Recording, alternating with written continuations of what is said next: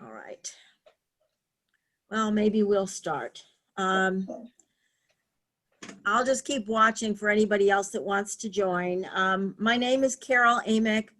I am a member of the Board of Directors of the Historical Society. Our president, whose computer is on the fritz, hopefully will join us later. This is the first virtual meeting of the Historical Society's new season, and we are so grateful for all of you that all of you can join. But as you can see, we are already experiencing a few glitches. Hopefully there won't be any others. Tonight's program, we have two unique segments.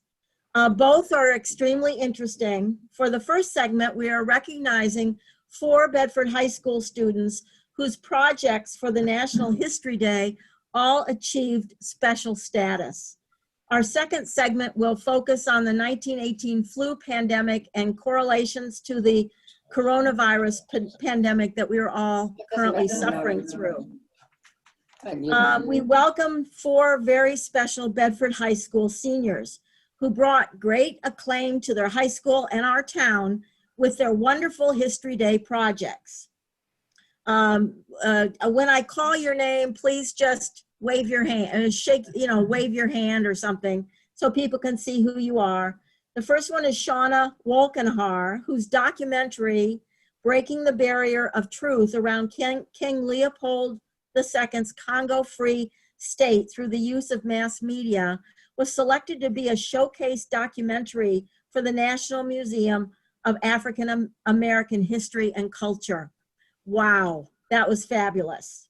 The next person is Katie Krantz. Katie, will you shake? Yes, raise your hand. There, where's Katie? There's Katie with her parents. Katie's individual project, the Nuremberg Code of Ethics, breaking down the barriers between human research subjects and their rights, also won a special prize, Best Representation of Breaking Barriers in Medical History. The third project is a group project, so there are 2 students and they are together tonight, and you can recognize them by their being masked. Maya Driscoll, which one? Maya, raise your hand, and Emily Kochubis. Am I pronouncing that correctly, Emily? Yeah, that was great. Okay, thank you. Emily Kochubis, their group project is Samuel Morris and the Telegraph, Breaking Barriers in Communications and in the Limits of Morality, which won a special prize, Best Project in Industrial History.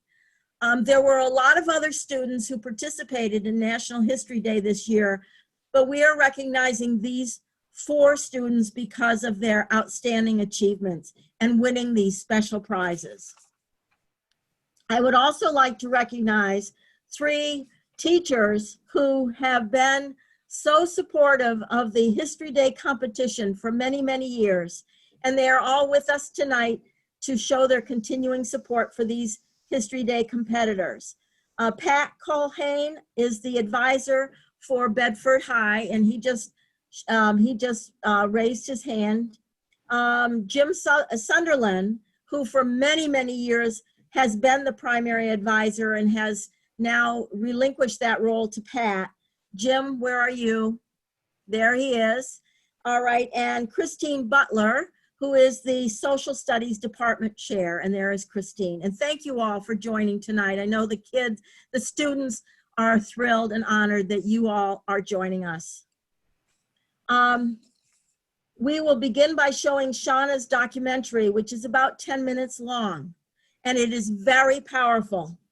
When it's over, I will ask Shauna a few general questions about her project. If anyone in the audience has a question, you can ask it. We're on a time limit, so keep your questions short. We will then continue with brief Q&A with Katie, Maya, and Emily, and you, the audience, will have an opportunity to ask them questions too. Somebody say something if they can't see it. European imperialism plagued the globe. See it. Citizens in underdeveloped countries worldwide Good. became subjects of And the audio is up. colonization, as foreign powers exploited not only the country's natural resources, but the native populations as well. As Europe underwent the process of industrialization, the need for raw materials led to the scramble for Africa in 1884. King Leopold II of Belgium strategically used facades, propaganda, and deception to convince the world that his intentions in Africa's Congo were purely for the improvement of the native population. Through slave labor, mutilation, rape, and murder, the population of the Congo Free State was kept voiceless, as Leopold constructed a barrier that shielded the reality from the public eye. Yet few determined individuals who had witnessed the atrocities began publishing what they had seen throughout England and the United States to raise awareness.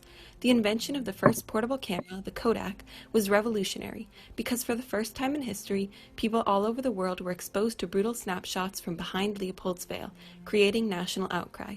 Through transatlantic action, the masses involved in the Congo reform movement demonstrated the power of mass media in exposing the truth, ending an unjust regime.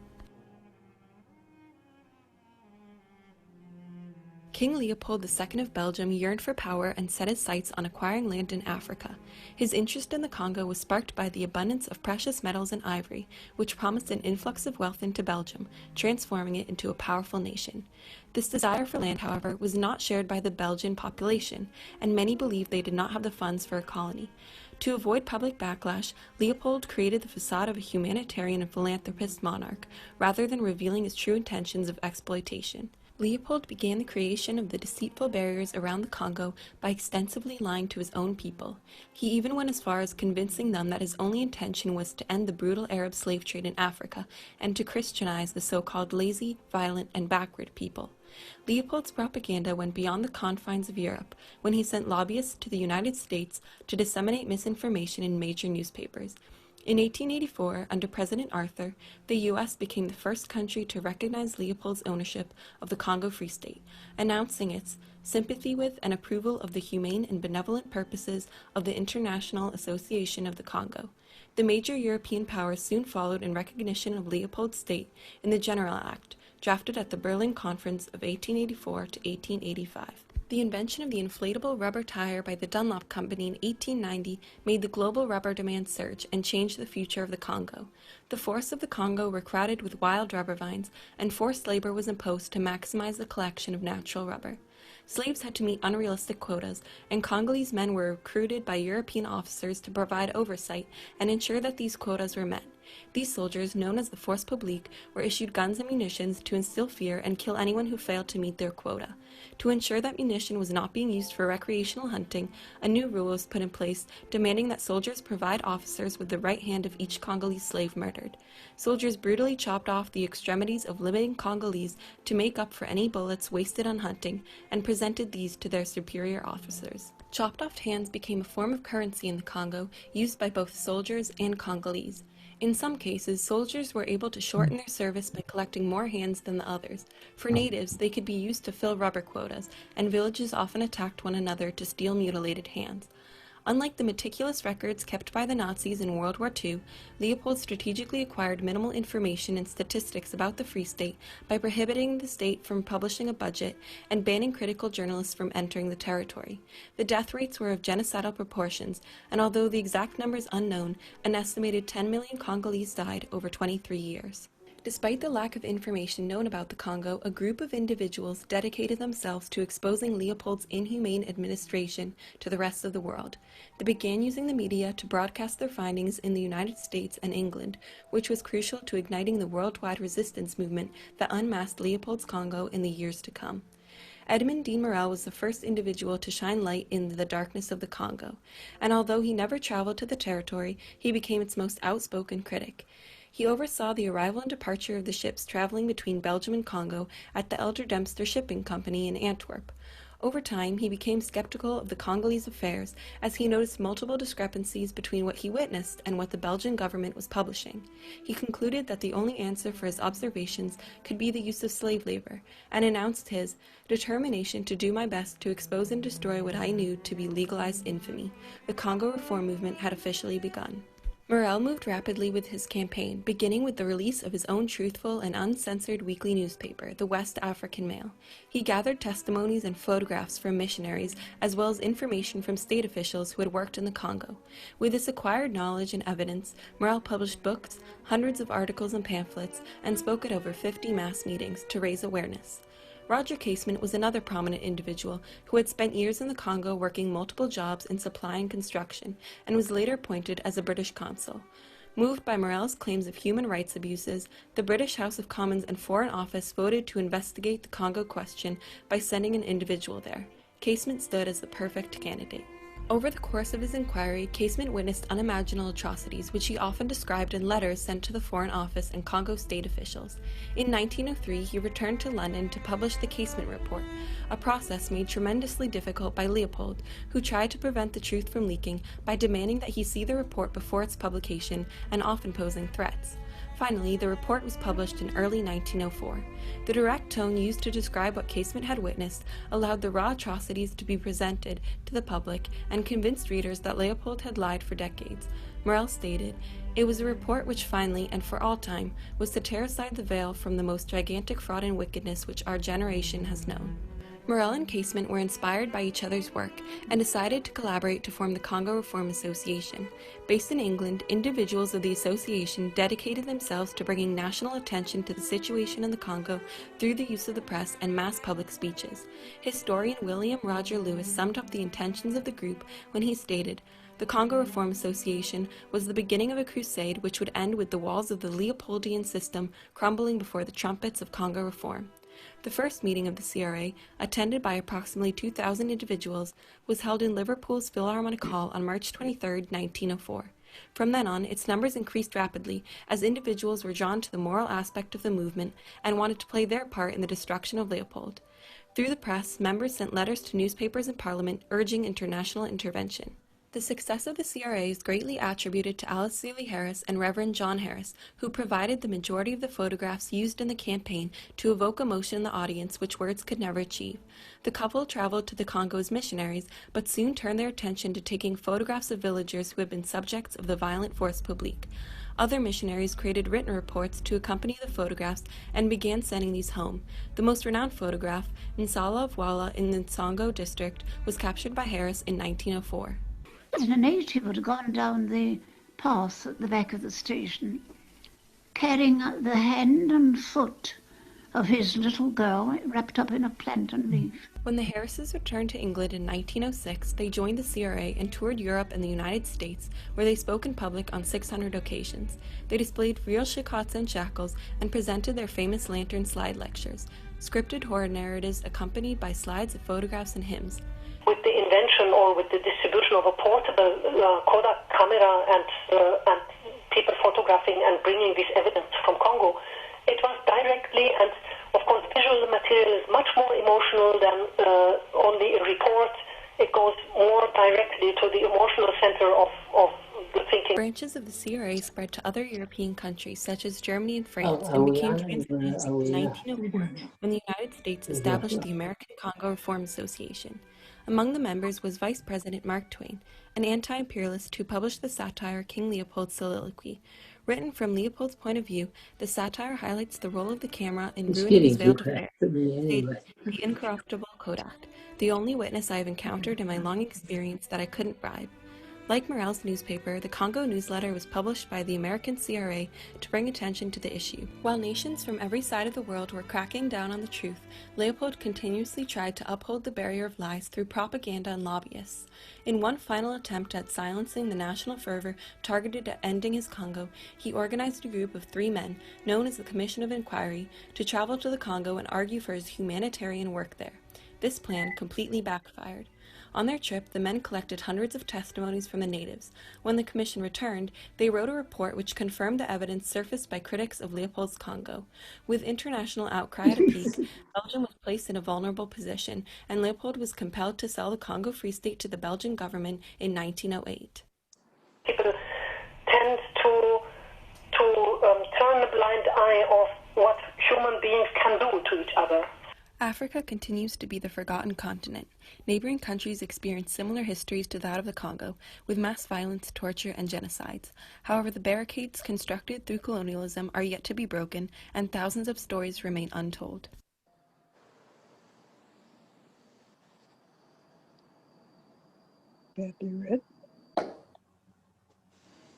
Well, thank you very much for that lovely presentation. Tom, you have some folders? Oh, okay. You'll have to get rid of them. Okay, let me get back to stop share, and that should bring me back to here. Okay. Well, I was supposed to open this meeting for you this evening, and we mentioned to begin with that we could have a few glitches, and we had a tremendous one right off the bat. About 2 hours ago, my computer that I use for Zoom decided to go into full-blown update Windows 10 mode. So it's been updating Windows 10 for the last 2+ hours. Finally, it finished, thank goodness. Thank you very much, Shauna, for that wonderful video that you produced. And I think perhaps people would like to hear a little more about it. So what led you to choose this topic? So originally I'd heard about it my sophomore year, but only like 10 minutes he touched upon it in class. And I don't know, I feel like we've learned so much about American history over my whole learning career, and I just wanted to shine light on something that no one really knows about. And as I said in the video, like, Africa's a forgotten continent, and I think it's important that other people look into other like the Nama genocide and things like that. And also right now, everything with Black Lives Matter, this was the first example of how the media can be used to evoke change, and how individuals, just a few of them, can change the future of a country. Very good, thank you. How did you go about doing the research for it? Was it easy to find information? I saw at the back of your video, this long list of references. I'm just wondering how hard or easy they were to find. Yeah, it was actually pretty difficult to find sources. I mean, the whole point Leopold had was to hide everything for so many years.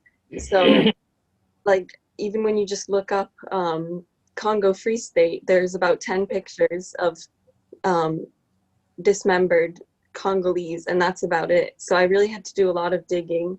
I read King Leopold's Ghost, which is a really good book, and that's where I got a lot of my information from. And then the interview with Professor Hartman we talked for an hour, and not even just about the Congo, but how this relates to other countries, and how the genocidal proportions that it was, and how no one really knows about it. And yeah, it was a lot of digging, and pictures were often hard to find. So where is Professor Hartman located? She's in Germany. In Germany, okay. Yeah. Very good. Were there any assumptions that you made at the outset of this that you wound up having to change as you got closer to the end of your study? Sorry, what do you mean by that? Well, I mean, were there assumptions that you made, or things that you thought were true, or that you thought would come out of your report that didn't, because you had to change your mind partway through based on the evidence you found? I mean, there were not really. I feel like there was a lot I had researched, and a lot of information I had that I couldn't include in the video. So I didn't get all the points across that I wanted to. And originally, I think my rough draft was 8 minutes over the limit. So it was just so much information I had to cut out that I wish I could have included. Yeah. Yeah. Very good. Because we're running behind, we're going to have to cut some things out too. But Tom? Yes, I think we want to move on and ask Katie. Where is Katie? Is Katie here? Yes, she is. Hi. Hi. Up here. Okay, there you are. Tell us about your project, Katie, the the Nuremberg Code of Ethics, breaking down the barriers between human research subjects and their rights. Tell Yeah. us about it. Okay. So, so my project was about the unethical medical research that was done on prisoners of war and prisoners in concentration camps. And I felt like that was a really big part of history. And I just wanted to touch base on what came out of that after all of that unethical research was conducted. So I wanted to do some research on what was put in place to prevent that from ever happening again in the future, in the United States and in Europe and other countries. So yeah, There are some interesting questions, of course, about research that might have some meaning and useful meaning that came from highly unethical types of projects. Like you probably encountered a good bit of that in your study. Yeah, there was a syphilis project done in the United States that was very unethical, and it lasted multiple years. And yes, there was like valuable information that came out of it, along with research that was also conducted by Nazis in Europe. They found a lot of information about, they did a lot of military research to help soldiers. Information did come from it, but it was unethical, and it doesn't justify the means. You can't sacrifice the few for the many, and which made the research not as valuable because of the way they conducted it. Okay. Thank you, Katie. We're going to perhaps have a bit of time for general questions in a few minutes, but at this point, we still need to move on to Maya Driscoll and Emily Kachubi. Is that right? Kachubi?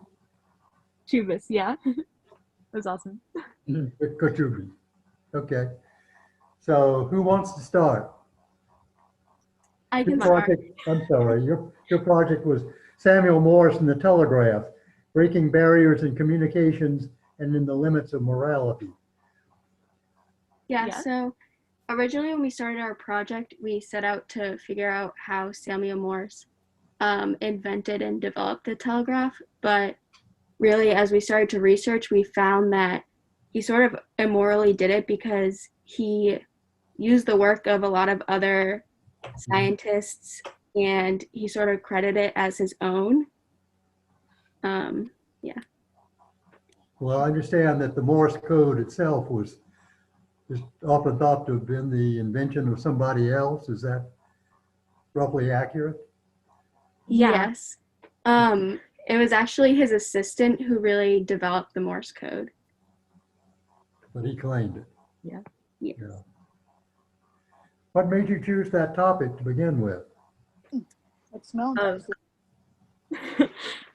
We knew going into the project that we both wanted to choose a topic that related science and history because we're both passionate about STEM topics in the STEM field. And it seemed like researching an invention in history was a great way to find the historical significance in science. And yeah, so this led us to the topic of Sam Morse's telegraph and the way that it was conducted. What did where did you find the source for your research efforts, Emily? What was? Well, whichever one of you wants to answer it. I'm good. Some of our most valuable sources were actually in the interviews that we conducted. So, you know, yeah, so one person we found to interview was a professor named David Hochfelder, and he had also written a book on the topic. So we were able to interview him, and he pointed us toward a lot of good primary sources that were really important in our research. We also talked to a man named Ed Bicknell about his experience using the Morse code in the Signal Corps and in his career beyond that, which was super interesting and helped us find some modern day applications to the Morse code. Maya, what do you think was the most interesting thing you learned from it all? I think the most interesting was probably, I guess, how Morse was able, like he was okay with claiming work like to be his own that really wasn't, and he didn't really credit many of the people who he worked with and who were really important to his invention. There have been a few cases like that in scientific history, haven't there? Mm-hmm. Hubble, for example, who claimed all sorts of things as his that were done by others. That's not to say they didn't do a lot. In his case, he did a lot as well. Yeah. He claimed a lot of things that weren't his. Well, thank you to both of you. I should point out, by the way, that each of these projects is a well-awarded project. Shauna's video was selected to be a showcase documentary for the National Museum of African American History and Culture, which is quite an honor. Katie's project, let's see, I may have to ask Katie, here we are. A prize for best representation of breaking barriers in medical history. And the one about Samuel Morse was winner of a prize. Oh dear. Sorry. Best project in industrial history. So congratulations to all of you. If this were a normal September meeting where we did this sort of thing, we would offer each of you an award in the moment and a modest check in honest of your work. Since you're not here, we can't really offer you those, but we will see to it that they are delivered to you by either the U.S. Postal Service or by direct delivery shortly. Make sure you cash the check and use it well. We understand at this point that perhaps you and your advisors have either studies to do or work to do tonight and need to leave. I would say, however, that any of you who want to stay are certainly more than welcome to do so. We will shortly be moving on. Awesome. Thank you so much. You're very welcome. Thank you. Thank you very much. Yeah, this is great. Thank you. Congratulations to all of you. It's wonderful. Thank you. Yeah. Thank you so much. Thank you. Yeah, if I could just say a quick word. Yes, Pat. Yeah, thanks. So I do just want to thank the Society for recognizing and putting the time in here. These are some of Bedford High's best and brightest students, but I do just want to point out that these projects are the result of like many hours of hard work. So when you couple that bright student, hardworking student, you do get really amazing results. And I appreciate you guys recognizing their efforts. Thank you for that. You're very welcome, and thanks to you. From Jim Sunderland to everyone, thank you so much for the Society for your continued support of the Bedford High School students, and you're certainly very welcome. By the way, Carol, I don't know if Pat and Jim and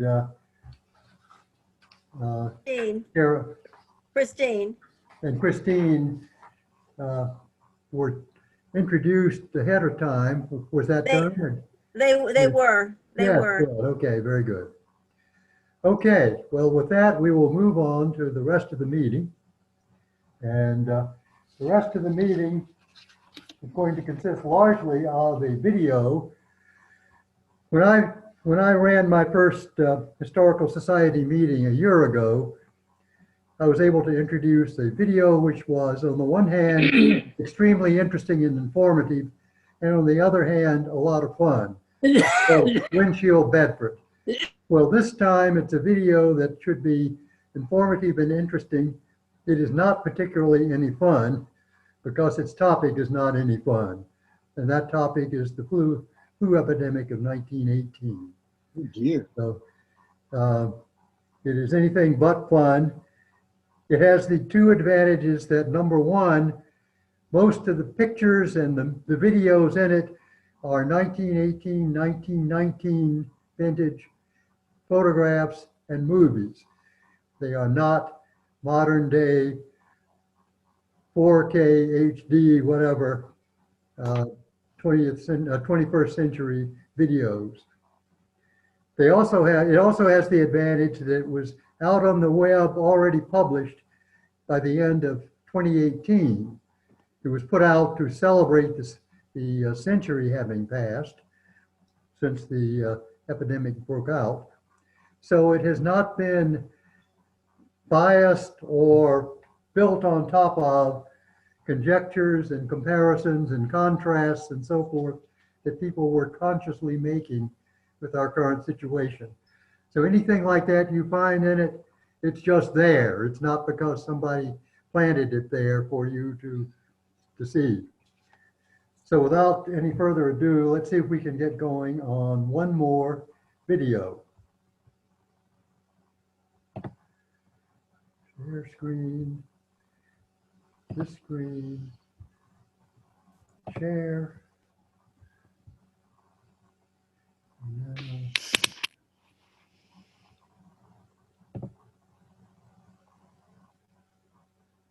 Explore.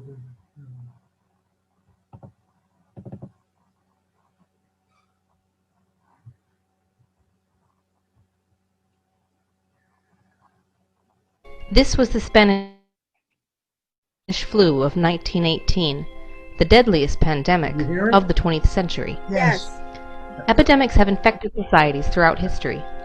Usually epidemics come and go, but some truly stand out for their viciousness.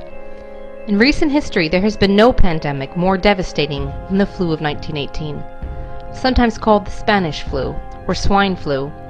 It killed about 675,000 in the United States alone. The outbreak came in the midst of World War I, and the flu would actually kill more troops than combat. The flu of 1918 was so deadly it killed more Americans than World War I, World War II, Vietnam, Korea, and the wars in Iraq and Afghanistan combined. Yet Spanish flu was horrifying for even more reasons. It was very contagious, and it killed extremely quickly, sometimes in as few as 12 hours. It killed people in the prime of their lives, with the most victims being young, healthy people aged 20 to 40. Additionally, it killed some of its victims in bizarre, brutal ways, completely unlike a typical flu virus.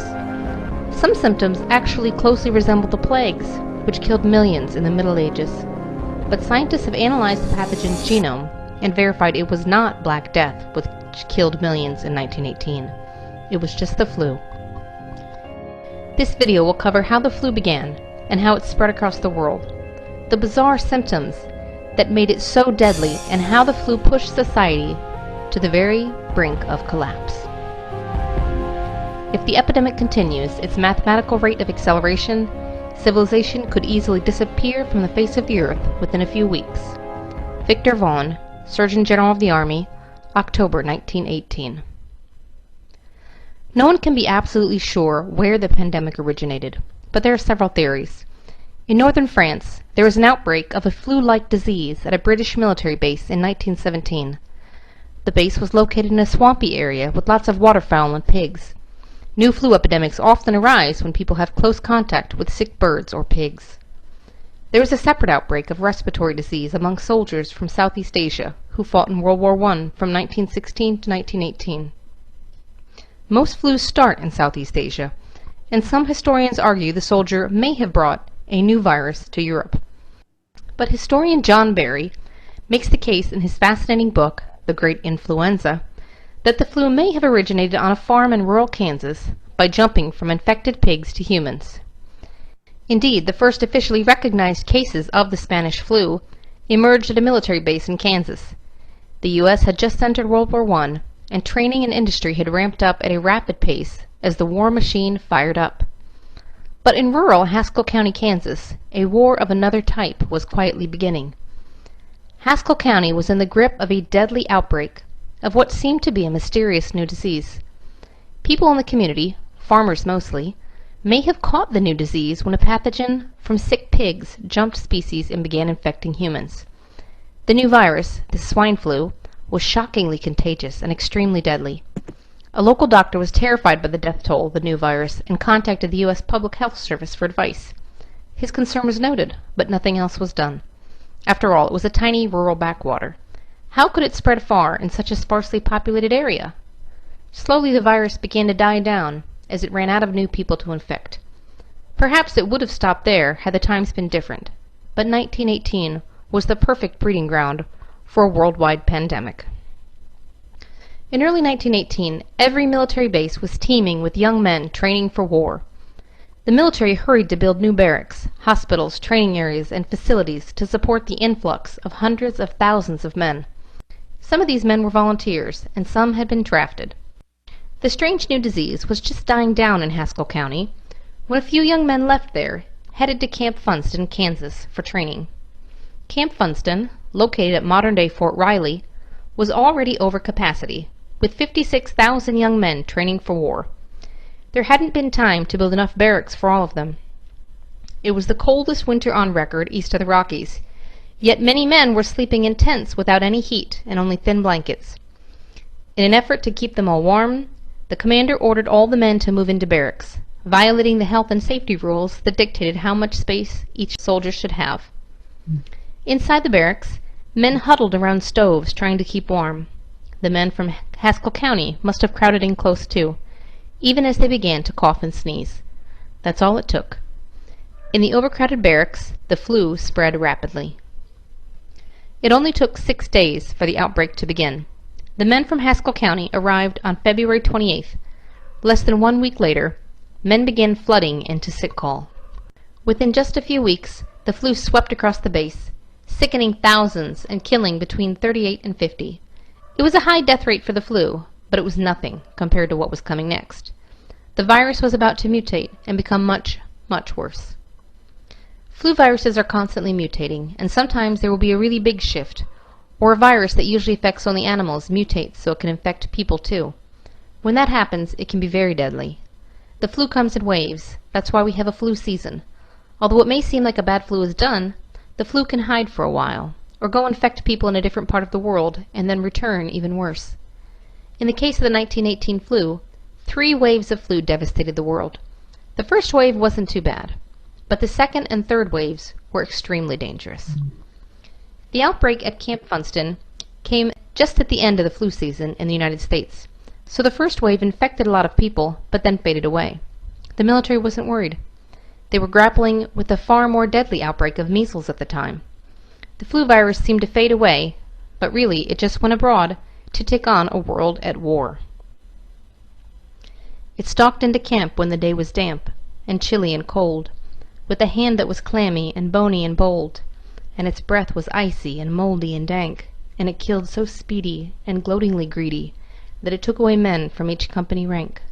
The flu, Private Josh Lee, 1919. Nearly all the ships carrying American troops to war arrived at the port in Brest, France. In April of 1918, just as the flu outbreak was dying down at Camp Funston, an epidemic began in Brest and slowly began spreading throughout northern France. Despite the illness spreading in the city, more and more troops poured in. Healthy men would land, become infected, and then ship out to new duty stations and to the front line, carrying the disease through every small town and hamlet through which the armies traveled. The flu tore across France and followed the front lines into Belgium and the Netherlands. It jumped across the lines of war and began infecting the German army, actually affecting the outcomes of battle since so many troops were too sick to fight. It jumped from the German army to the German people. By May it had reached Italy, where it crossed the Mediterranean and surged into North Africa. It also arrived in England by May, riding back on boats with troops heading home. Infection and death rates began to skyrocket in Spain and Portugal. The flu gained its name, the Spanish flu, from the early infection and high mortality rate in Spain, where reported 8 million died in May. Spain was neutral in World War I, and as a result, it was one of the only countries that was reporting the news without strict government censorship. Most countries didn't want to reveal to their enemies that they were battling an epidemic, and didn't want to affect their people's morale, so the governments pressured the media to hide and downplay the severity of the virus. However, in neutral Spain, the press was free to report the news accurately. Newspaper headlines in Spain screamed of an epidemic that was killing millions, while other countries only whispered of the flu. The world believed the flu was worse than Spain, when in actuality, Spain was the only one talking about it at first. The flu continued spreading beyond Western Europe. By July, it had jumped to Scandinavia and Greece. The same month, the flu crept its way into a tense Russia, where the Tsar and his family had just been executed, and the Bolsheviks were battling with other factions to see who would control the future of Russia. A boat filled with 6 sailors arrived in Mumbai, India at the end of May. First, a few dock workers reported sick. Then workers at the next docks became ill. And then men at the nearby warehouses got sick, and so on, into the city. Ships left those same infested docks and spread to other ports in Asia. Sick people boarded trains in Mumbai and spread the disease like wildfire along the railroad lines up into the subcontinent and continental Asia. The flu showed up in China around the same time, spreading inland from a dock in Shanghai. By June, it had arrived in Singapore, a world trade hub where the flu infected the dock workers and spread to the local population. From the bustling docks, sailors carried the flu south into Indonesia and north into Malaysia and Thailand, where it continued to spread. By July, it had reached sub-Saharan Africa, with infected sailors who arrived at the ports. It entered West Africa from ships arriving in Freetown, Sierra Leone. It infected Eastern Africa via the port in Mombasa, Kenya. Ships arriving into Cape Town set the virus loose in South Africa. From these ports, influenza ripped its way across the continent, devastating the population. By July, it had also reached Peru and begun spreading across South America. By August, it had returned to North America. By October, it had reached New Zealand and Japan. By November, a lethal outbreak was surging across Colombia, Argentina, Uruguay, and Chile. Despite quarantines on ships entering port, dock restrictions, and a concerted effort at containment, it finally spread into Australia by 1919. In less than a year, the deadly flu had surged around the world. The flu was able to spread so efficiently for many reasons, including the movement of vast companies of troops around the world, and the conditions those troops were living in. World War I was desperately brutal, and trench warfare made for horrific living conditions and for the perfect breeding ground for disease. Men lived out in the open, with no protection from the freezing winter, the pounding rain, or the sweltering sun. Troops at the front lines lived in filthy trenches for months at a time, where they had to eat, sleep, and answer all the calls of nature within close contact with each other. When it rained, the trenches filled up with water that became rank and foul as it had nowhere to drain. Men's feet rotted in their boots, a condition called trench foot. Dead bodies lay decomposing in no man's land between the two armies. When it rained, water would wash excrement, decomposing body parts, and filth down into the trenches where the men lived. Constant bombing churned up the dirt and turned the ground into a sloppy swamp. The mud became so bad that in some places it was like quicksand. Planks were laid down for the men to walk on. There were cases of horses, pack mules, and even soldiers slipping off the walkways and drowning in the mud before they could struggle out of their heavy gear. By the end of the war, over 9 million combatants and 7 million civilians would die in the war. Thus, it's not surprising that when a virulent new virus arrived, it became an even more deadly foe than the enemy soldiers. At some point, in the summer of 1918, the flu mutated to become more deadly. It gave some people the normal symptoms of fever, chills, nausea, aches, and diarrhea, and many got sick, then recovered like a normal flu. Some were sick longer or died after catching a secondary infection, such as pneumonia. However, many people became violently ill with strange symptoms. In fact, in the July 1918 edition of the medical journal The Lancet, doctors argued that this strange epidemic couldn't be the flu because the symptoms didn't fit.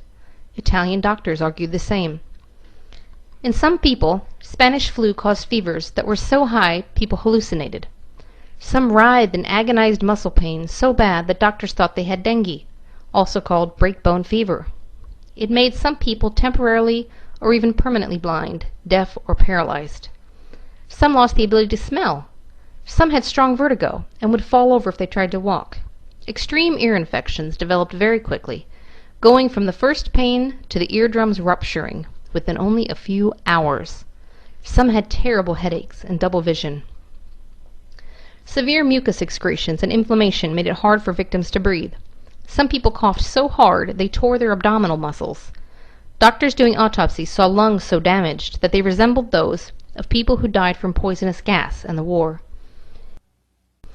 Some people developed a symptom most physicians had never seen before. Tiny puffs of air would leak out from tears in the lungs and get trapped beneath the skin, puffing up in little pockets all over their bodies. When they moved, the pockets would crackle like a bowl of Rice Krispies, according to one nurse. Some people developed hemorrhagic fever, which, like Ebola, causes its victims to bleed. An Army report described the flu as a rapidly escalating infection and lungs choked with blood, fatal in from 24 to 48 hours. Some people bled from their nose, their ears, and their eyes. Some people with the 1918 flu became so oxygen-starved they began to turn blue, or even looked black, a condition called cyanosis. People reportedly turned so dark that it was difficult to distinguish white people from people of color. For this reason, the flu picked up the nickname the Blue Death, and many wondered if the Black Death had returned. When people began turning blue, doctors knew they wouldn't survive more than a few hours. The flu was also terrifying because it could kill so quickly. Many victims died within a day or two, or even hours of showing their first symptoms. According to a story recounted in the book The Great Influenza, a man in Cape Town, South Africa boarded a streetcar just as the conductor died. During the 3-mile ride to his house, 6 more people on the streetcar died. When the driver died, he got off the streetcar and walked home. We've had a number of cases where people were perfectly healthy and died within 12 hours. Charles Edward Winslow, epidemiologist and professor at Yale University. In late summer of 1918, the flu virus returned to America, but this time it was far more deadly. In August, a ship full of sick people arrived in New York City from Europe. 4 men had already died at sea, and 200 more people on the ship were sick. Many were taken to hospitals, but they weren't quarantined. In the following week, several more ships full of sick people arrived. The same was happening in other deep-water ports, like Boston, Philadelphia, and New Orleans. At the same time as the virus was arriving and spreading in ports, ships left those same ports headed for Canada, Central America, the Caribbean, and South America, carrying infected people.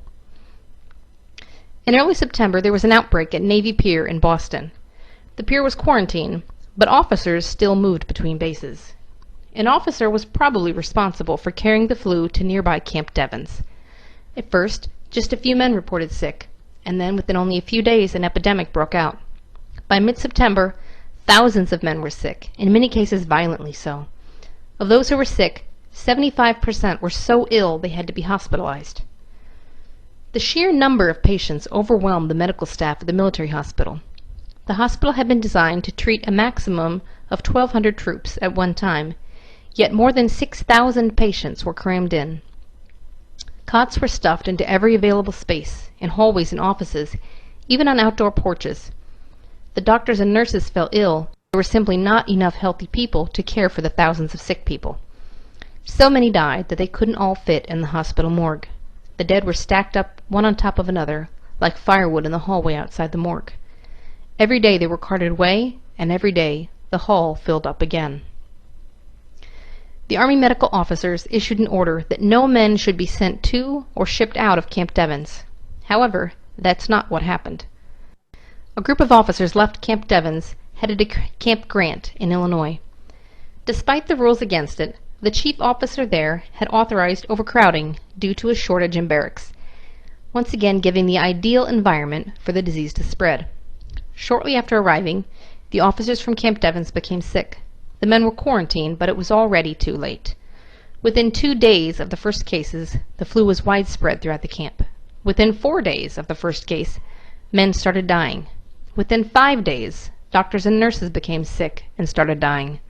By 6 days, there were 4,000 men admitted to the hospital, and they converted 10 barracks into temporary hospitals. By 7 days, they were running out of medicine, disinfectant, and other medical supplies. By 9 days, they converted 9 more barracks to serve as hospitals, bringing the number up to 20. They didn't have enough beds, sheets, or ambulances to carry all the infirm. When they ran out of beds, soldiers were ordered to stuff straw into sacks to use as mattresses for the sick. They still didn't have enough. They tried to make enough face cloths to cover people's mouths to fight the spread of germs, but they ran out of cloth. The Red Cross set up a station to notify relatives that their loved ones were dying or dead. Now relatives poured into the midst of a deadly epidemic. Healthy relatives were escorted by coughing service members to identify dead bodies in the morgue.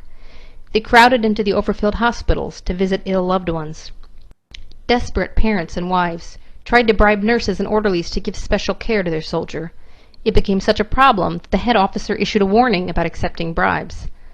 Those relatives would leave the camp and carry the infection out into the civilian community, into local towns, onto cross-country trains, and ultimately back to their own hometowns. Civilian health officials called for an emergency quarantine of Camp Grant, but the virus was already out. 4 days after the first reported case, a trainload of troops had left Camp Grant to go cross-country to Camp Hancock near Augusta, Georgia. For the journey of almost 1,000 miles, the men were packed tightly into train cars with poor ventilation. In the tight quarters, men coughed, became feverish, and began bleeding from their eyes and ears.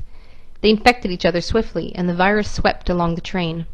The train stopped repeatedly along the journey to refuel, and the men who could still walk got off the train to get a break from the hacking coughs of the sick and delirious men.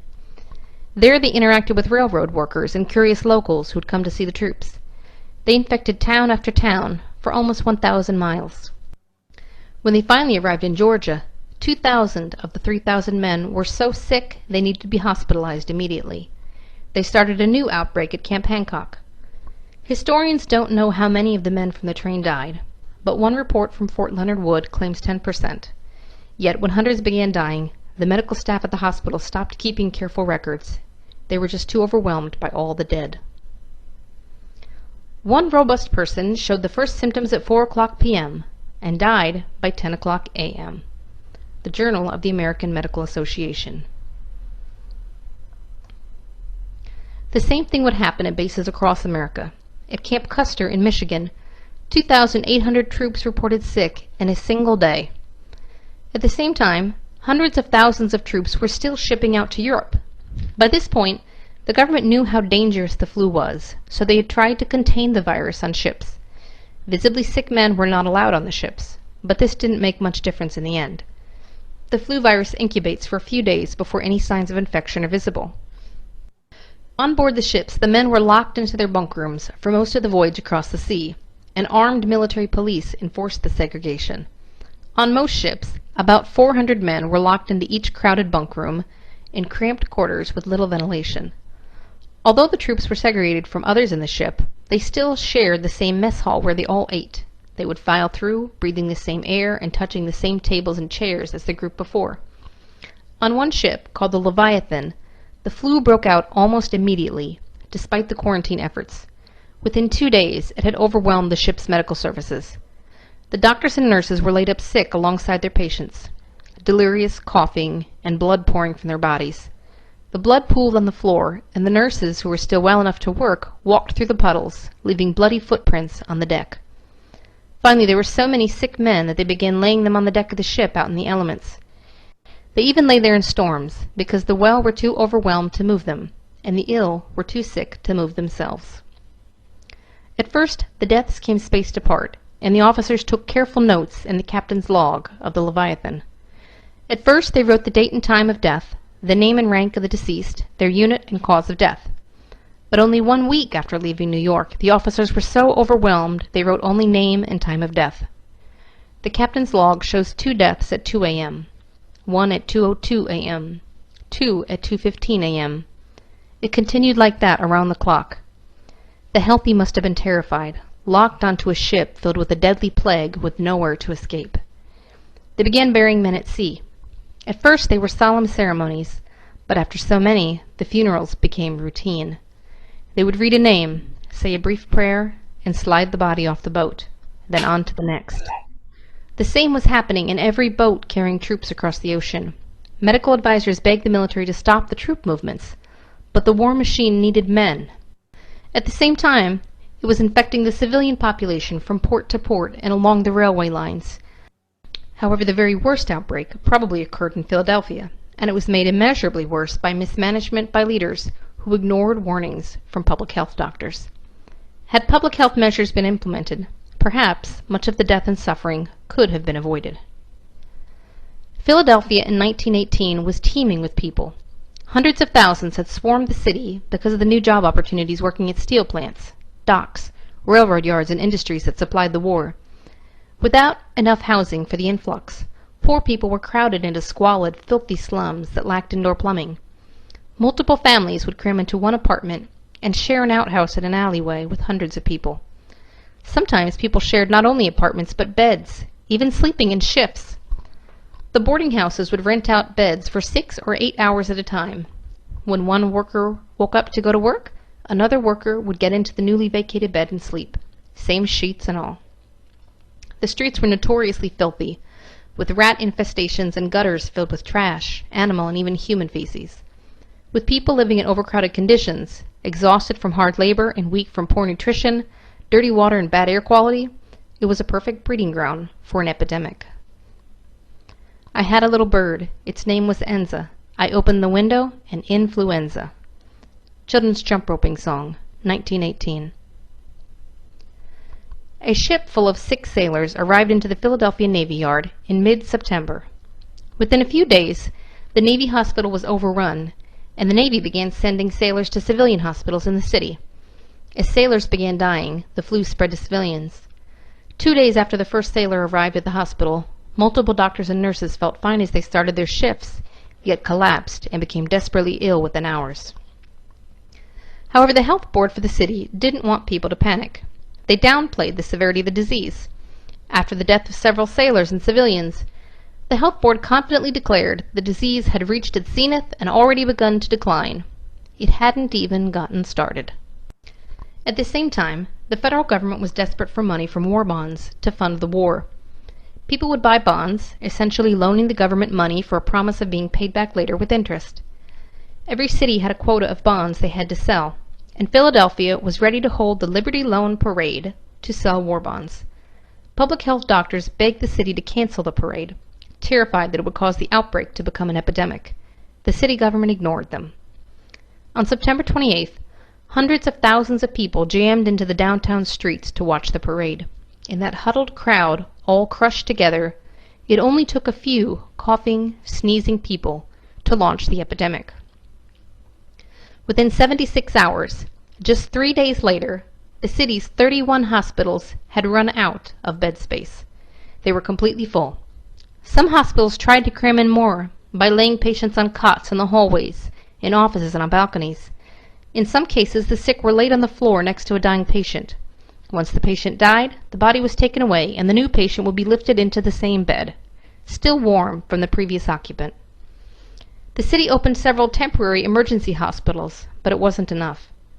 Hospitals started refusing to accept any more patients. People lined up outside begging to be let in. Some died standing in line. Even for those who got in, care was non-existent for most people. The hospitals ran out of medicine. The doctors and nurses were overtaxed, and they were dropping from the flu. They were desperate for help. People with no medical training volunteered. Physicians and nurses came out of retirement. Medical schools closed, and first-year medical students were put in charge of an entire floor of a hospital. One medical student reported that during the height of the outbreak, 1/4 of all the patients in the hospital died every day. Nurses were so overtaxed, they began adding toe tags to the living so they could tag several at once. Once a patient turned blue, it was only a matter of hours to death, so they felt confident in tagging them. Sometimes there wasn't any time for any intervention. Some people died within 24 hours of contracting the flu. A nurse at Mount Sinai Hospital started her shift in the morning and suddenly fell ill. She died 12 hours after first feeling sick. The number of dead kept growing. 5 days after the city held the Liberty Loan Parade, city leaders finally acted. The health department banned all public meetings. Churches, schools, and theaters were closed.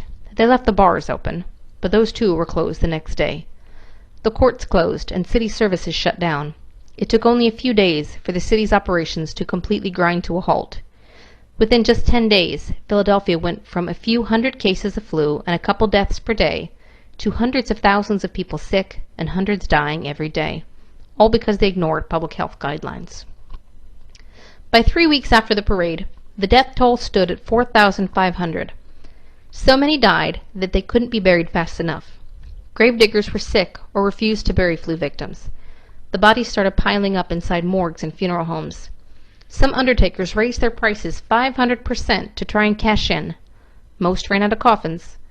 One funeral home that hadn't run out hired guards because people were trying to steal the coffins. People began wrapping their dead in blankets or sewing together flour sacks to use as shrouds. No one came to take the bodies, and there was nowhere to bring them, so the dead stayed in the homes.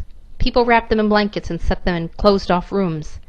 The bodies were laid on porches or stacked in back alleys. In the poor, overcrowded tenement houses where multiple families lived in one apartment, there were no porches or spare rooms to put the bodies. They set them in the corners or stacked them in the alleyways next to the shared outhouses and drinking water pumps.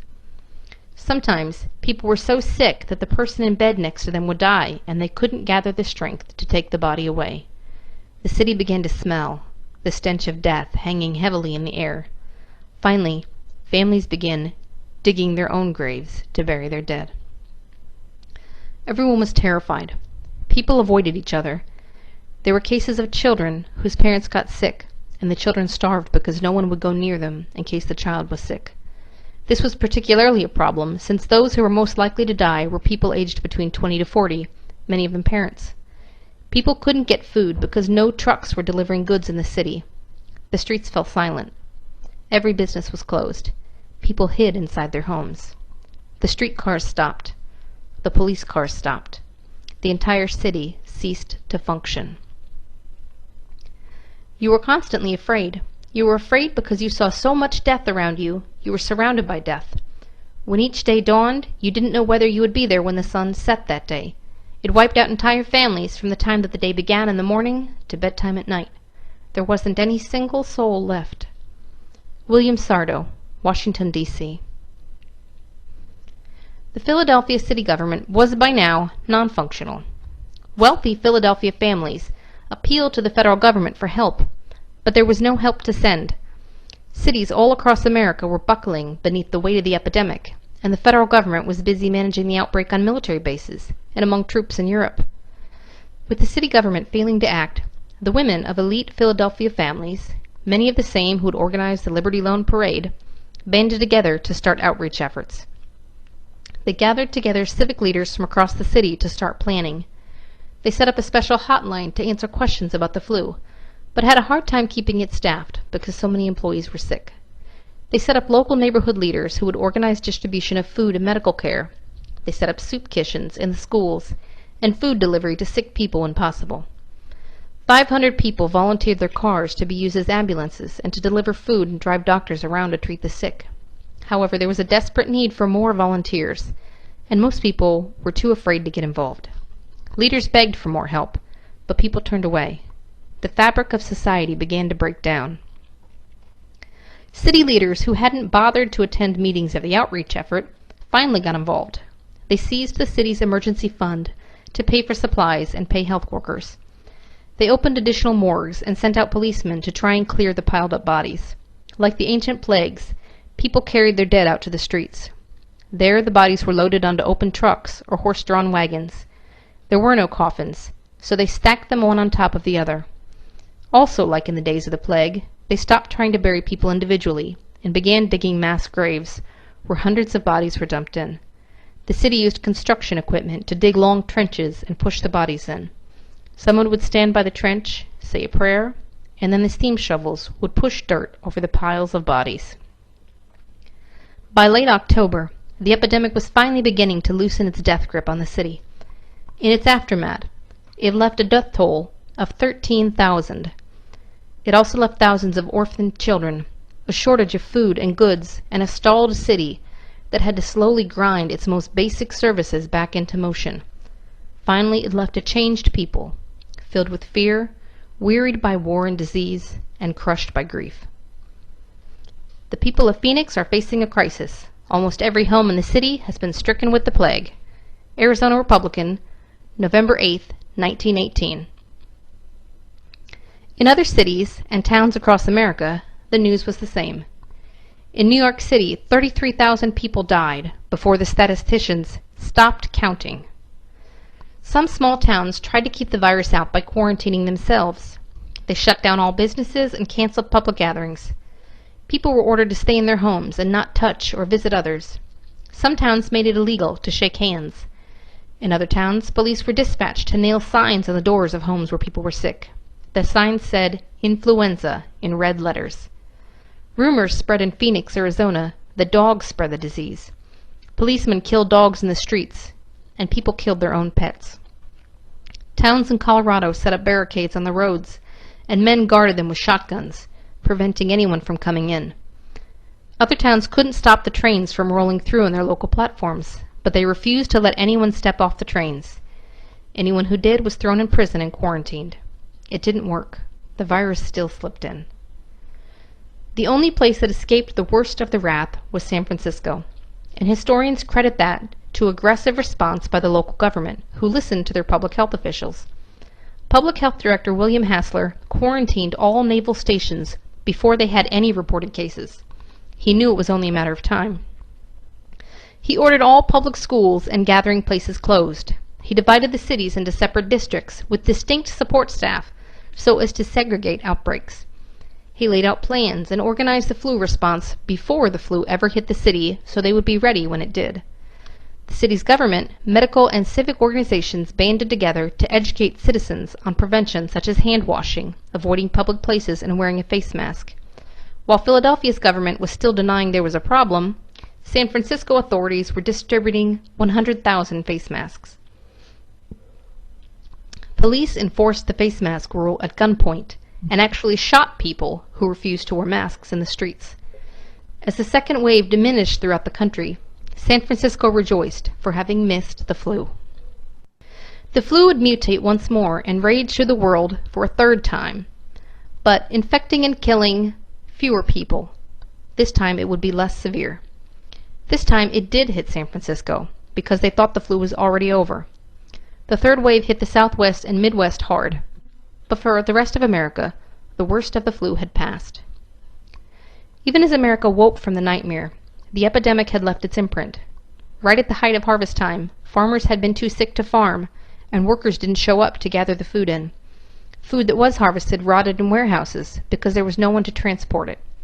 There was a lag while the country tried to catch up on shipping food and goods, and store shelves and markets stayed empty for some time because goods hadn't been delivered. As winter rolled in, there was a shortage of coal and other goods. However, the weary country still rejoiced, for an armistice was signed on November 11, 1918. The war was finally over, even as the plague and its effects lingered on. In the U.S., it killed about 675,000. The flu killed an estimated 3% of the entire world population. In Latin America, the flu killed 10 out of every 1,000 people. In Africa, about 15 out of every 1,000 died, and in parts of Asia, the death rate was as high as 35 per thousand. In Tahiti, it killed 10% of the population, and in Western Samoa, 20% of the population died. In India alone, it killed about 20 million people. You may be asking yourself, could a deadly flu like that happen again? It's important to understand that the Spanish flu was devastating for a number of reasons unique to that time. However, the essential formula for epidemics still exists. Viruses sometimes jump species, for instance from pigs to human. This could happen at any time, anywhere in the world. And of course, flu viruses are constantly mutating. Usually mutations are minor, but occasionally a big mutation can happen. This has happened a few times in recent history. For instance, the Russian flu of 1889 killed about 1 million people. The Asian flu of 1957 killed about 2 million. And the Hong Kong flu of 1968 also killed about 2 million. Then in 2018, exactly 100 years after the outbreak of Spanish flu, a mutation brought a particularly deadly flu to the US and Australia. As of 2018, there is one strain of avian flu, an H5 type, that has managed to infect humans, but so far cannot jump between people. However, that particular strain of flu is frightening in its potential, according to Donald Burke, MD, former director of the Johns Hopkins Center for Immunization Research. Of the people who have been affected, it has been deadly in over 75% of cases. If that type of flu adapted to human infection, it could be catastrophic. So could it happen again? Yes, it could. As Burke said, when it comes to the probability of a pandemic flu, I think everyone would say it's not if, it's when. However, there's reason to be hopeful. When a new kind of flu emerged in 2009, a swine flu just like the Spanish flu, officials did not waste any time acting. Public health officials acted swiftly, putting emergency epidemic plans into operation. We were lucky that the 2009 swine flu, though very contagious, was not a deadly strain, and it showed us that response matters a great deal. In fact, the way we respond to the next big epidemic could mean the difference between life or death. If you enjoyed this video, please click like and subscribe to Education World for more videos.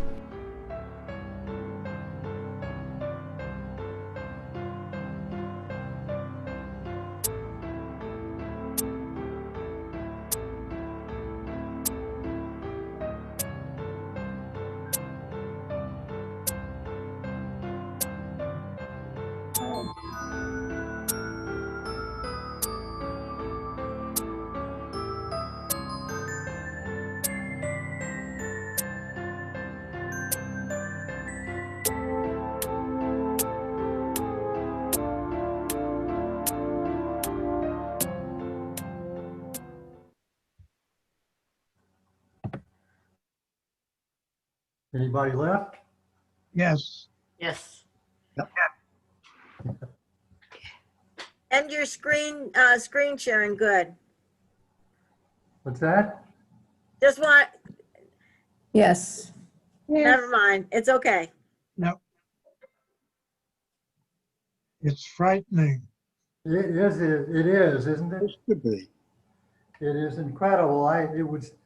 It's far worse than I had ever realized. When I was a little kid, my mother talked about it, but I didn't really get the full picture from her by any manner of means. Anybody from the Health Department or the Board of Health wish to speak up or make comments? You have Heidi Porter. Is Heidi still there? There she is, yes. Where is Heidi? Heidi is there. Is she, I have 3 dots there. Can you unmute her or something?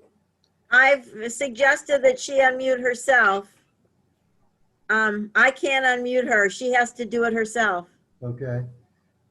Maybe one of the members of the board. Now there's B up in B Brunkhurst. Maybe she would say something while we're waiting for Heidi. Sure. Well, thank you so much for showing that video. I never realized the devastation in Philadelphia. That is amazing.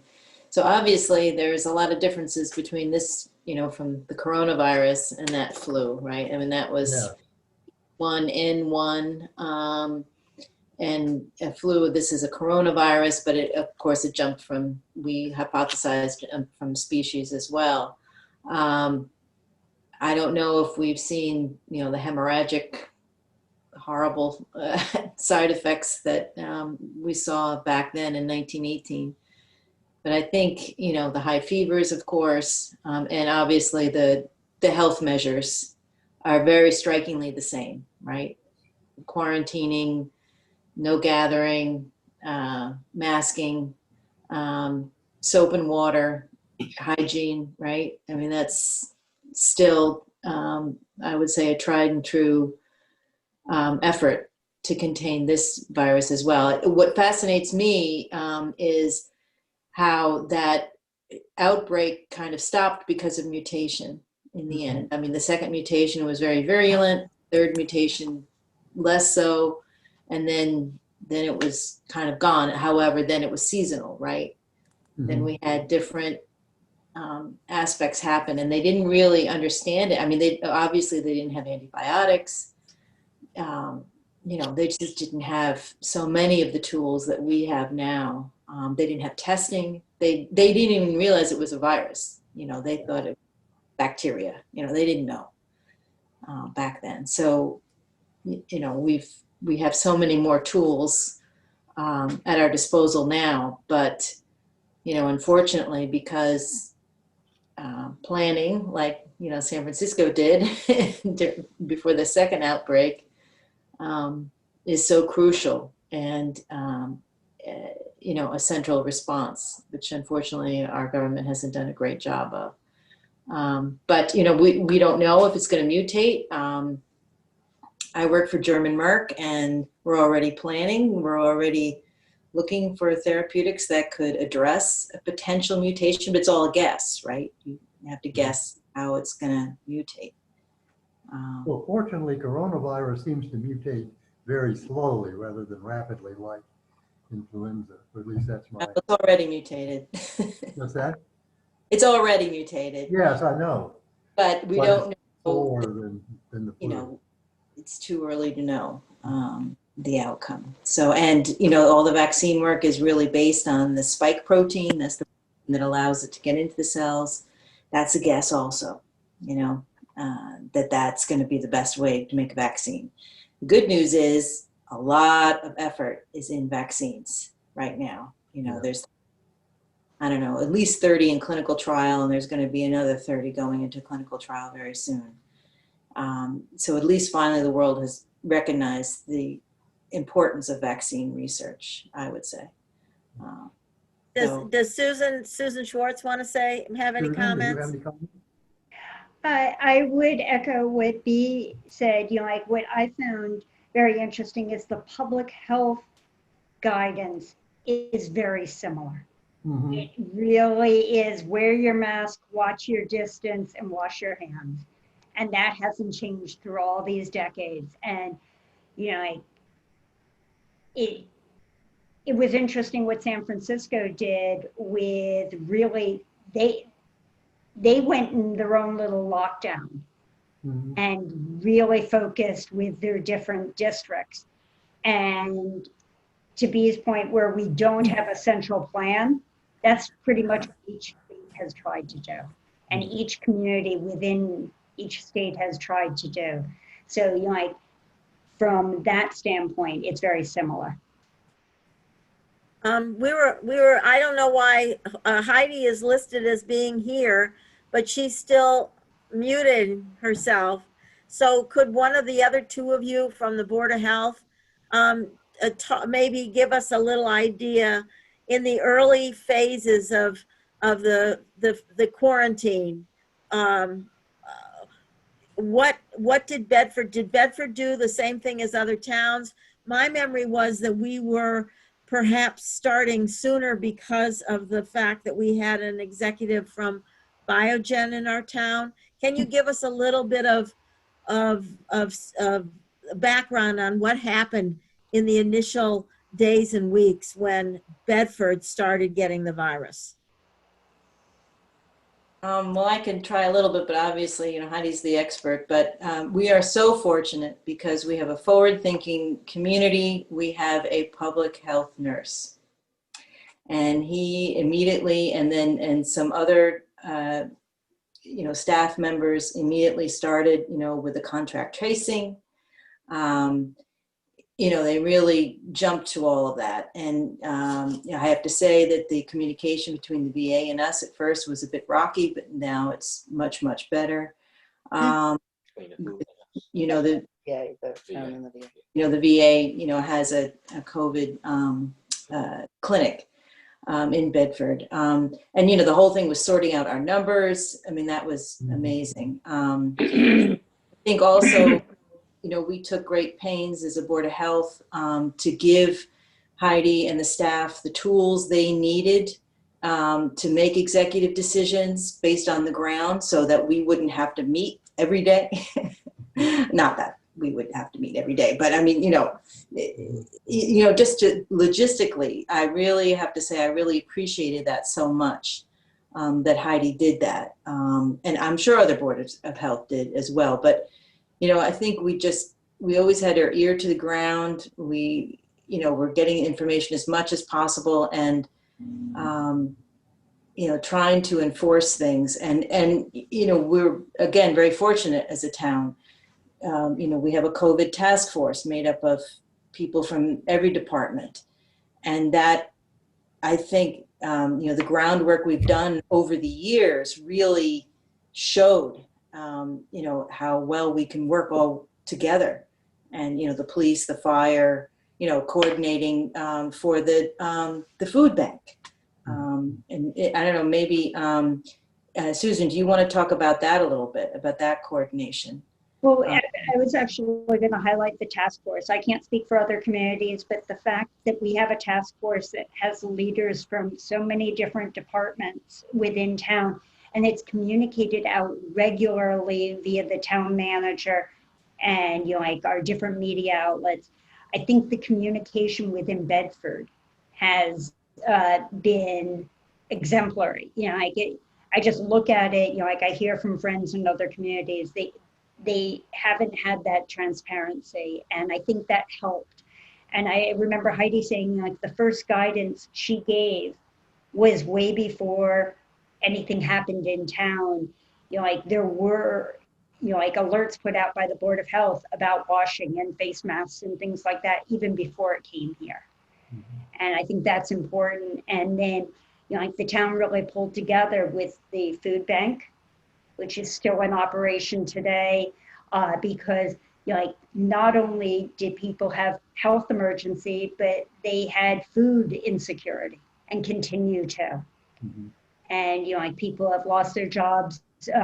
There's a lot going on in town, and so now the focus on mental health resources, food resources, all these different things to give people social outlets are very important, and it rolls into what the Board of Health is looking to do, not only during a pandemic, but regularly, and so is the town. And having a forum like this, which enables us to look at the historical perspective of what we're going through and make those comparisons, both generally and then personally, I think is really important, because in the video, we saw about the nurses and the doctors and the health professionals who are really trying to help. They put their own lives at risk.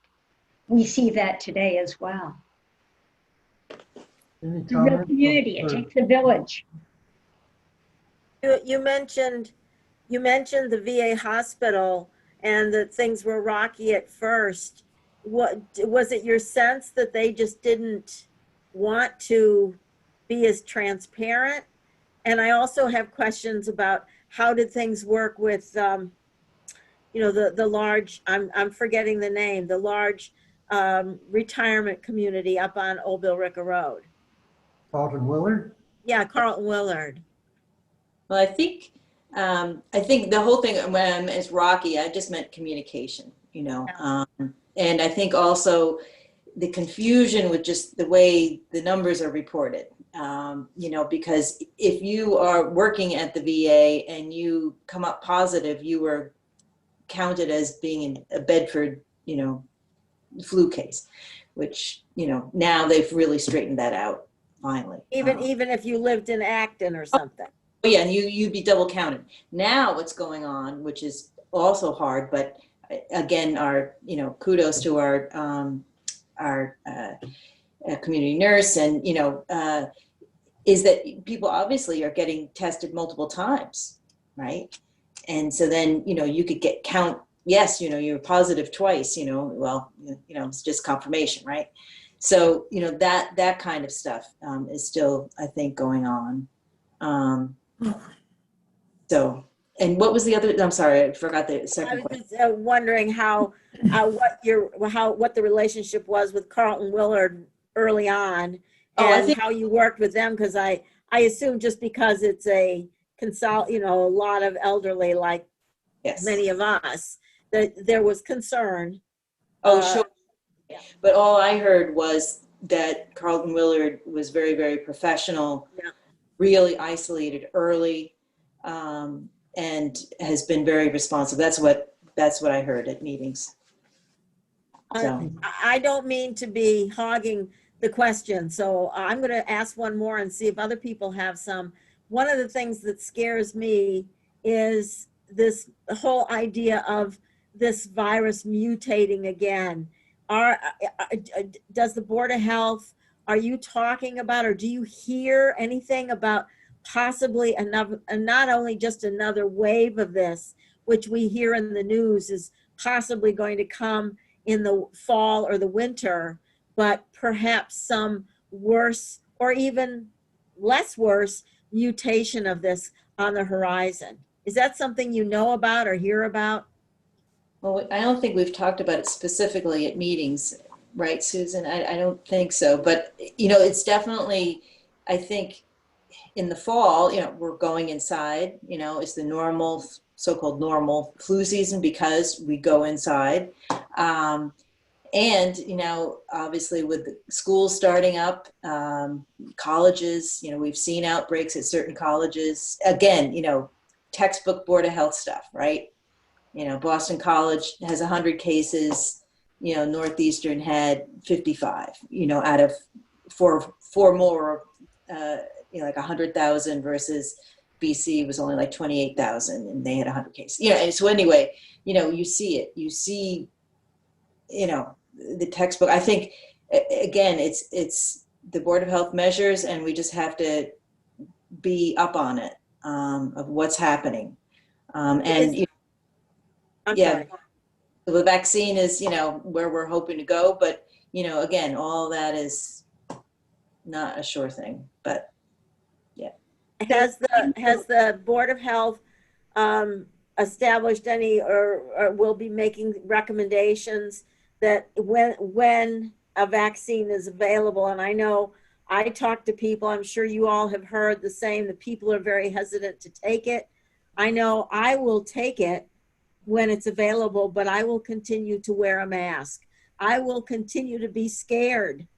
And what has the Board of Health talked about, perhaps ways to communicate to the public to encourage them that it may be the only thing we have, it's better than nothing?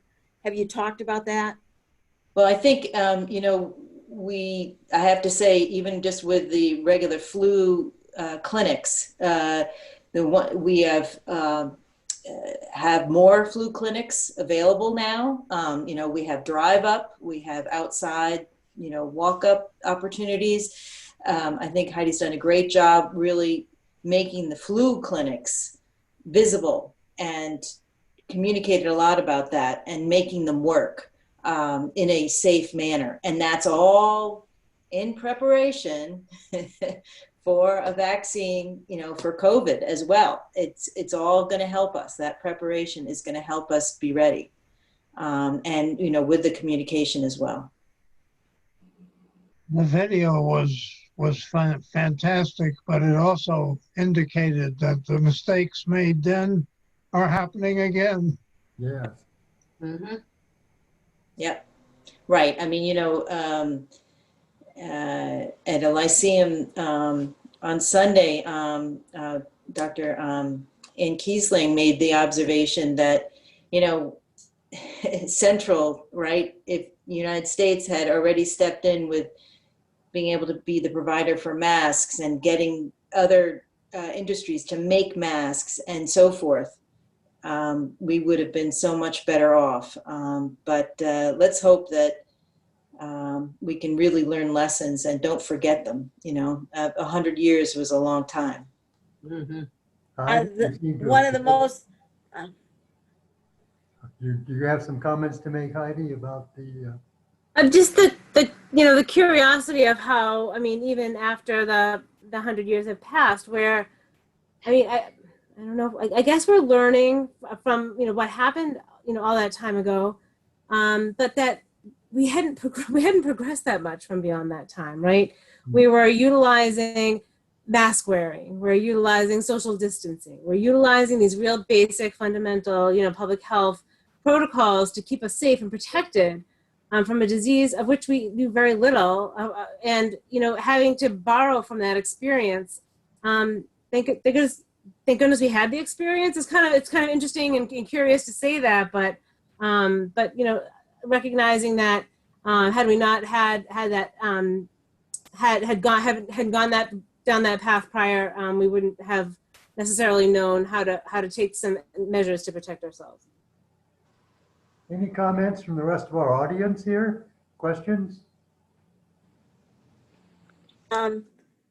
I have another one. You all were talking about vaccines. Is there a way for these vaccines to be designed so that if this thing mutates, that the vaccine would be good for them? Or are there new vaccines being worked on for possible future outbreaks of some other coronavirus? Well, yeah, I would say yes. I mean, there is some research going on now. I mean, there's therapeutic antibodies that are trying to, be looked at beyond, like I said, just the spike protein, which is the part of the virus that binds the cell and the ACE2 receptor and is able to get into the cell. But all that research is still, like I said, mutations have been happening, but it has to run its course before we know what is going to be effective and what isn't. So I really feel like the scientific community is trying, but again, the whole thing about logistics of the actual vaccine and who's going to get it first and all that, that's yet to come. And I don't know, Heidi, if you want to say anything about that. I mean, I think we just don't know. No, we don't know, unfortunately. I do also know, similar to, and as we heard in the video, and as we've seen, and as we look year to year for our flu, for our flu sort of recent flu history, to be able to learn from year to year, we know the path. We know it comes from Asia, it comes across, it goes down to South America, and then comes back up to North America. Like, we know the path that the virus takes, the flu virus takes. Seeing that, a similar path with the coronavirus, and recognizing that each year we have to adjust the content of the vaccine with the prevalent, with the prevalent components, the prevalent flu strain that is actually circulating within the across the world. I mean, I would envision or expect that would be something that's going to happen with coronavirus as well. The virus sort of talking about, like, we're getting this vaccine. Well, it'll be fantastic once the vaccine comes around. Our lives will kind of have be most definitely be different. But coronavirus isn't going to go away once we have the vaccine. We're still going to have coronavirus in our, amongst us and be living with it. It's just going to be, and it will differ from year to year. We'll just have increased immunity as a result of past experience over time.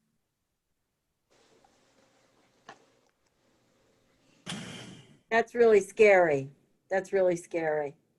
Yeah, but that's what we've been living with the flu, those two proteins, H and N, for 100 years now. Right.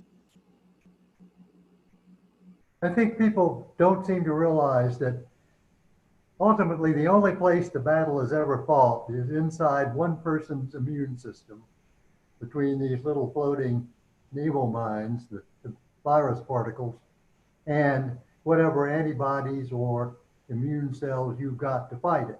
That's the only fight that ever counts. So all the vaccine can do is stack the odds a little more favorably in your direction. But the battle is still going to happen, and that's what's going to decide how sick you get.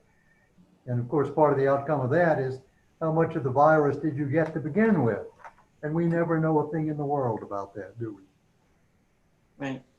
No, but that's why it's important to wash your hands, wear a mask, and keep your distance. Unfortunately, there are too many that don't believe it. Yeah, well. Which helps spread it some more. Right. I'm sure the board encounters some of that and some of the people who push that. I doubt that you're seeing much of that in Bedford, though. My sense is that people in Bedford would understand and willingly wear the masks, wash their hands, etc. Is that correct?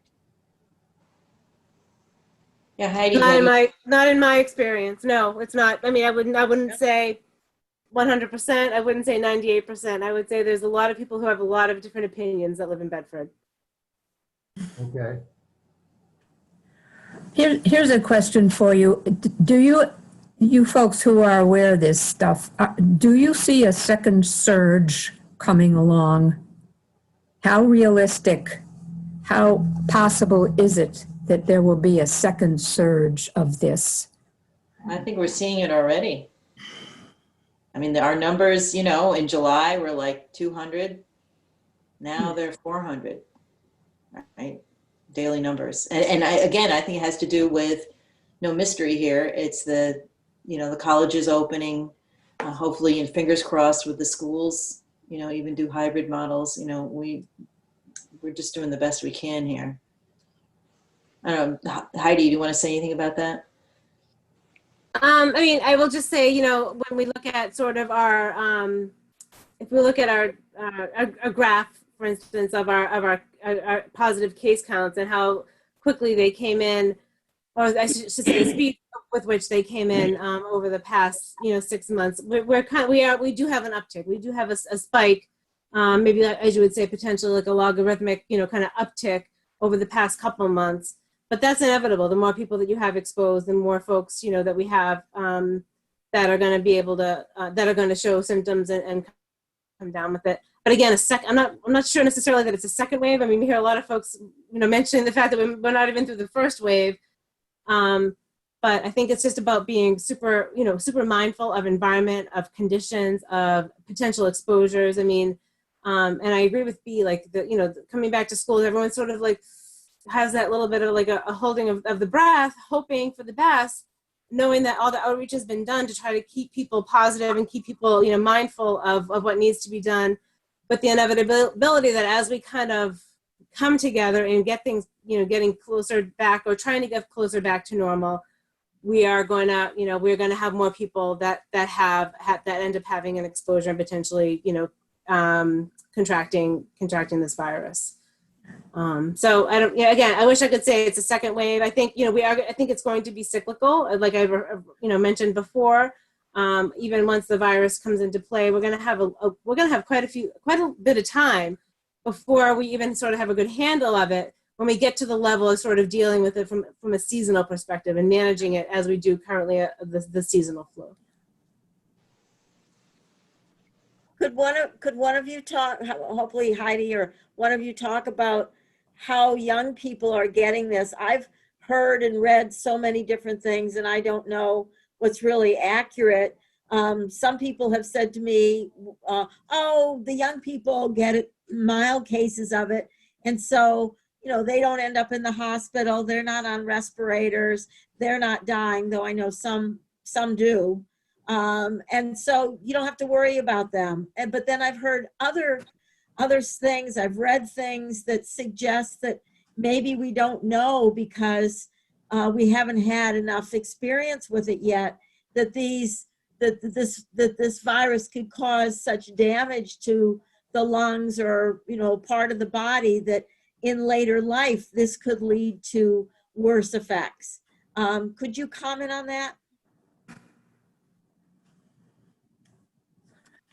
Well, I think you can look at the data that we report on a weekly basis, and from the COVID-19 task force in town. We're now reporting out by age groups, and you'll see, where you can see from that report that the data, it's not starkly pointing to any one particular age group, but clearly we have an older population that's impacted more significantly in Bedford, and Bedford is representative of the state and the country as well. But I do agree there's going to be a lot of collateral situation here, collateral damage that we're not finding out about until much later on. For instance, we have folks that recover from all ages that recover from COVID. This was happening to us, and it skewed our data. I would not want to say starting about 3 months ago. They started 2 to 3 months ago. They started this. Like, folks recovered from COVID. They were considered to have been recovered. They tested positive. They went through the period, the disease, recovered from the disease, were well, better, were disease free, then passed away. They pass away from whatever. You pass away. A month later, 3 months later, 4 months later, the state the way that the state is tracking the data, if you had COVID within a particular time period prior to your death, they're considering, in a lot of cases, those deaths to be COVID related. And they're being tracked as such. So, when folks talk about this, the data being skewed or the potential for there being, the misrepresentation of the number of deaths related to COVID, we know that was indeed happening to us, and our death rate, like for a little bit of time, was kind of a little bit of a peak because of those cases that did come back in the end. We had considered recovered because we had even tracked them and followed them ourselves, of course, as part of the contact tracing component of the follow-up, only to find out that that the state themselves, through their parameters and their requirements, considered them to be COVID cases. So it's a curiosity.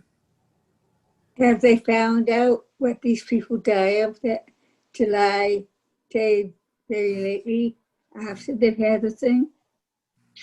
What do they die of? Have they found a weakness any place? Have they had the time to do any autopsies on these people? I don't know the answer to that. I'm sorry. I don't know. We don't have that level of detail. A lot of the co-founders, the confounders, I will say, are typically respiratory related or cardiac related illnesses. Okay. Thank you. Well, it's always a puzzle, is it not? I mean, does the disease kill you, or do its symptoms kill you? And do its symptoms interacting with other things kill you? And right, that's always going to be a problem. But if there's a specific case of it that seems to be getting a little more political attention than it should. Well, and annually, when you think of the tens of thousands of people that die annually from influenza-like illness, ILI, right? It's not dying from the flu, right, necessarily. It's dying from an illness related to complications from having had the virus. So I think that's probably the path we're going down with these deaths that I'm referring to, and how they're sort of tracking the illness, relative to coronavirus. We'll see. The epidemiologists they're still gathering, all sorts of data relative to transmission rates and how folks are getting it and how they're dying from coronavirus. I think it's probably going to go on for decades, because I've known of people who had polio and then decades later developed complications that were related to the earlier bout of polio. Mm-hmm. I've heard that too. So I think we may see this decades later, that there'll be some COVID-related problems. If I could interject a minute, we got to a slow start just because of some technical problems. I had set this meeting to end at 9 o'clock. I have never run into a situation where maybe somebody can tell me, will the Zoom meeting die at 9, or can we continue? Because we're getting very close to 9 o'clock. It will turn off close to that time, yeah. And can I go in and extend it? That I don't know. I will try to do that while you're still talking. You've got 3 minutes left. Yeah, you should be able to go in and edit the time period for the webinar or the meeting if you go back. Well, to the you're setup. talking to a technologically inept person, so I'll try to do it while you all are. We have confidence in you, Carol. Yeah.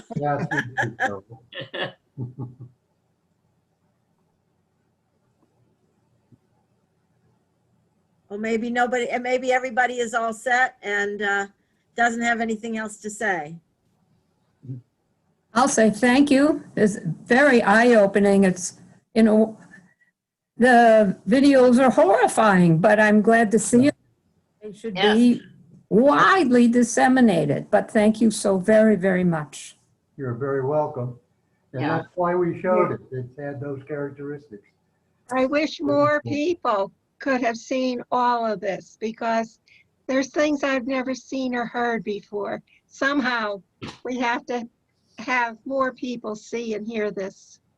Yes, That's I would excellent. like to have more people share it, because I just knew of it, but I really didn't know that much. Mm-hmm. We are going to send out emails with the YouTube links to both the influenza video and to Shauna's Congo video. So you will get those in the mail, but of course, not everybody in the world is on our mailing list. So, you know, it'll be a limited. Maybe if you take the attendance list from this. Yes. This meeting. All of this will certainly have an impact on what we do in the future. And for the Historical Society, it does raise some questions as to how to plan effectively for the safety of the town and the future plans that we may want to pursue. It also answers a question, or partly answers a question that we had, which is why was there so little in the town's records about the 1918 pandemic? And the answer is because there was a lot of pressure not to say much about it in those days because of the war and everything else. And that was kind of an eye-opening thing I got out of this video the first time I watched it. It's very interesting how that had an effect all by itself on the way things played out. I agree with everyone. This has been a wonderful meeting, but can we have a happier theme next time? Well, I'll tell you what, we will have a different theme next time, but the happier one may be, well, the next one is suffrage, right? So yes, the next one is. Yeah, that's happy. Yes. Yeah, that gets you bad. Right after that, it's slightly unhappy, the Holocaust incident or whatever it is, which is another awful story, but historically significant. Yeah, we'll try to have a better one for you next time, Rich. Thank you all for a lot of effort. You're very welcome. Thank you. Thank you Thank for you. including us. Thank you, everybody. Thank you, thank you. Bye-bye. Take care. Bye-bye. Well, Carol, we survived. We did, but I could not get into editing of the well, we're beyond 9 o'clock, so they haven't cut us off yet. Tom, is everybody gone but you and me? I can't even see me up. No. Okay, the Chica's there. Yeah, I'm here. Phyllis is here. Oh, Phyllis there. Well, you can stay on. I just want to ask Tom. I recorded this. I'm sure the recording stopped at 9 o'clock, which is okay. Do you think, Tom, that you could edit it so that we could get rid of all the messy, glitchy stuff at the beginning? And then we could have it available for other people to see. I think so. I think it is possible to download it from the cloud and to edit. They allow you to snip it at either end, I believe. So you Okay. And so we can snip off some of the early messing around. And I apologize for that. This would have worked so smoothly if my computer had not been updating itself. Well, I was concerned about getting the videos and being able to run them, so I did a test of that, but I failed to do a test. I don't know why. I ended up having to click on something else to get it to, even though I was in the shared, you know, thing. It wasn't sharing with anybody, and I could hear it and I could see it, but nobody else could. So yeah, so I think we'll work on that. I believe we'll I work know on what that. you needed to click that didn't get clicked, Yeah. but Well, it bit me once as well. all right. Well, thanks again for all your work on this. You're And welcome. hopefully next month will be a lot easier. All we have to do for next month is figure out how to include a PowerPoint presentation. But hopefully the presenter has done this before. I know she has, so hopefully she knows and can instruct us. Where this was, you know, the blind leading the blind. Though, thank goodness, Tom is an old, and I don't mean that in a nasty way, but he's an old IT person. So I was so happy because I don't know anything about this. I know I can run these meetings, but if you ask me to do anything out of the ordinary, it's a problem. So I can sign in and out, and that's about it. yeah. Well, I was so pleased that Heidi came in Yeah. because I knew she was in the meeting, but I kept clicking, please unmute yourself, please unmute yourself. Maybe she was on a telephone call or something, but I'm just so glad that she finally came into the meeting. Yes. I'm glad too. She is incredibly busy.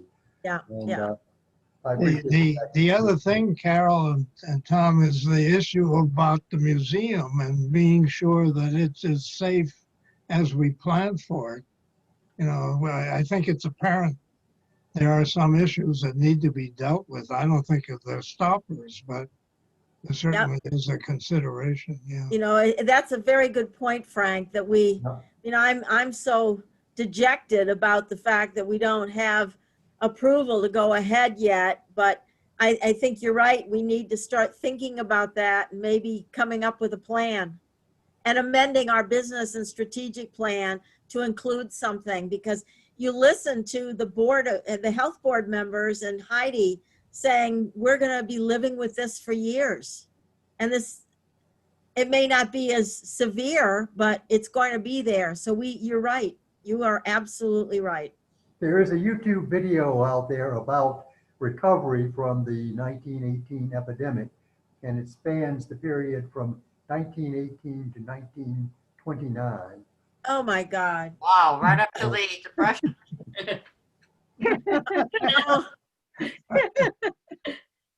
Wow.